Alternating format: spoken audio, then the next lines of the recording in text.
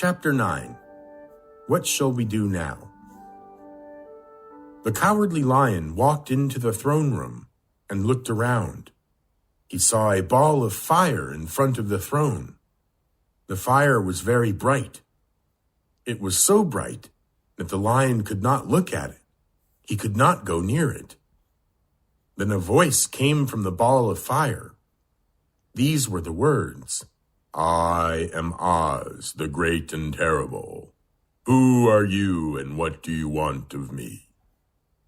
And the lion answered, "I am a cowardly lion. I am afraid of people and beasts. I ask you to give me some courage.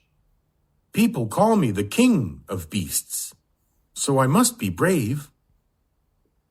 "Why do you ask me?" "Because you are Oz, the great and terrible. Only you can give me courage," said the lion. The voice said, "Kill the wicked witch of the West, and I shall give you courage." The lion was very angry, but what could he do? He went back to his friends and repeated the wizard's words. "What shall we do now?" asked Dorothy. "There is only one thing we can do," answered the lion. "We can go to the West and kill the wicked witch of the West." "But can we do it?" asked Dorothy. "We must do it, or I shall never have courage," said the lion. "And I shall never have brains," said the Scarecrow.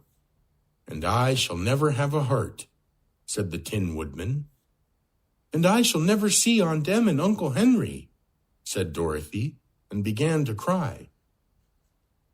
"I think we must do it," said Dorothy after a short time. "The witch is very wicked, and she does much harm to people." "I shall go with you, Dorothy," said the lion. "I shall go too," cried the Scarecrow. "So shall I," said the Tin Woodman. Early next morning, Dorothy and her friends came up to the gate of the Emerald City. The green soldier unlocked their eyeglasses and put them back in his big box. Then he opened the gate for our friends. "How can we find the Wicked Witch of the West?" Dorothy asked him. "Oh, it is very easy," said the green soldier. "Go to the West, only to the West. You will find her in the West." They thanked him and said goodbye. Then they started to walk to the West.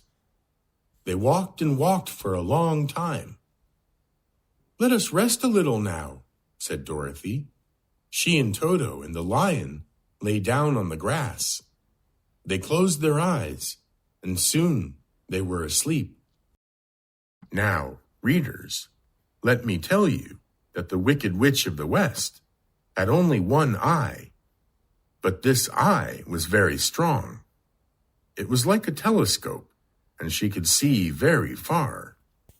So as she sat down at her door and looked around, she saw Dorothy and her friends. They were very far off, but the witch could see them and was very angry. "I don't want strangers in my country," cried the witch. She ordered her slaves to come to her.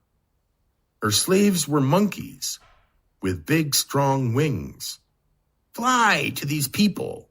They are strangers, and I don't like strangers in my country," she said. "Kill the Tin Woodman and the Scarecrow. Bring the little girl and the lion here. They will work for me." The monkeys flew to Dorothy and her friends. Some of the monkeys took the Tin Woodman and flew up into the air.